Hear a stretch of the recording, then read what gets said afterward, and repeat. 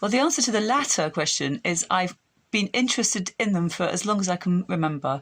When I was a child, my grandmother had a souvenir book of King George VI's coronation. It was an enormous gold book, and it was filled with sepia photographs of all the major players. And major players is exactly how I thought of them. They all looked like characters from a drama to me. They were also individual. They all had such obvious character traits. So there was grumpy Queen Mary, thunderous looking King George.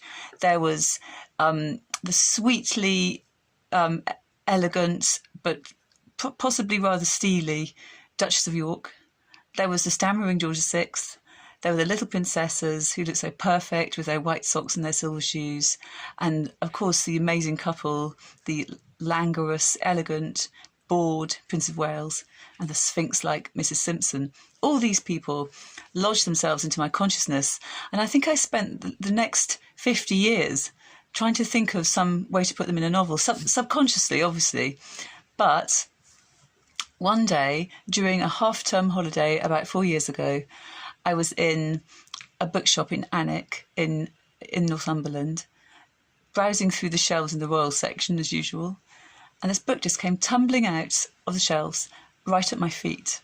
It was called The Little Princesses, a bit battered. I picked it up and I could see at once that this was really something. This was possibly the thing I've been looking for years. It was the story of Marion Crawford. It's her memoir, her autobiography rather. It's her account of 17 years at the heart of royalty, working as governess to Princess Elizabeth and Princess Margaret when they were little girls. And it's the story of the Queen's childhood, and that's amazing enough. But it's also the story of 16 of the most seismic years of modern British history, possibly British history full stop, in which she was right at the heart of the family. And not only right at the heart of the family, really close to the little girls who were in the centre of all these dramas, starting with the abdication, moving into the coronation of their parents, which was completely unexpected, and then the whole of World War II. I mean, any one of those events would have been massive. But to have all three of them at once was stupendous. So she was there. She had she had a ringside seat of the whole show. So that was another, obviously, a great attraction. I mean, who wouldn't want to fictionalise that, turn that into a story? And the final aspect of it was the tragic end. I mean, she was ostracised by the royal family after she wrote this little book that I saw, The Little Princesses, the memoir of her time as Royal Governess. And it's completely innocuous. It's completely sweet. Unlike subsequent royal tell-alls, it reveals nothing horrible at all. There are no family schisms here. On the contrary, the family of George VI, are presented as the most loving of units. I mean, it's completely idyllic. She gives away the odd thing, which is interesting, such as the fact that the Queen, as a child, seemed to suffer from something close to what we might describe as obsessive compulsive disorder nowadays. For example, when she went to bed, she used to put her brogue shoes, her shiny shoes, very close together, very orderly, with the laces so straight they could have been done with a ruler.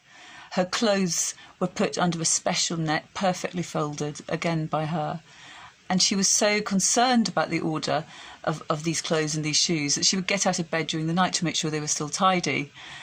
And she had a collection of 30 toy horses, which she would groom individually every night and feed every night before she could go to bed.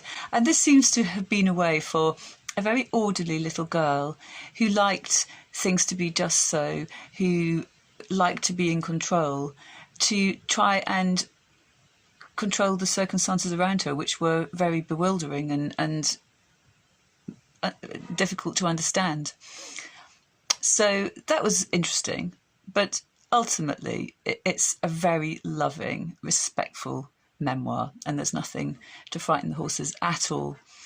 So it's really sad and quite difficult to understand as to why she was treated so brutally. But it's possible that it was for encourager les autres, and it was to stop other people close to the royal family writing anything about them that was similar, any other royal lid lifters. So it was meant as a deterrence.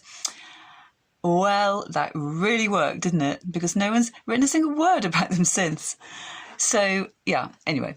So that was the inspiration.